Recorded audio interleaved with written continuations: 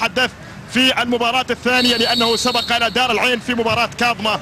وعندنا ناصر الشمراني الآن، بداية هلالية وتبدو خطيرة، وهي الآن الله وجان يا سلام يا سلام. الكرة خطيرة وحكم المباراة يشير إلى استمرار اللعبة الماضية.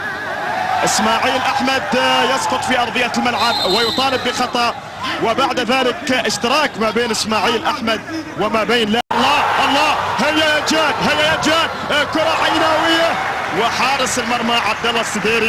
حتى الان مباراة ممتازة، وعندنا لعبة خطيرة هلالية، هذه جول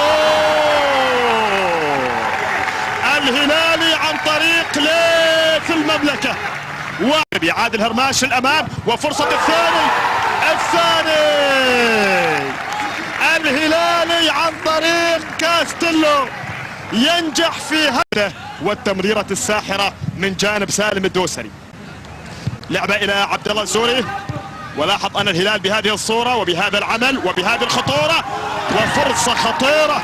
الكرة السعودية الشلهوب 1-2 خطيرة المرتدات، كرة رادو الله،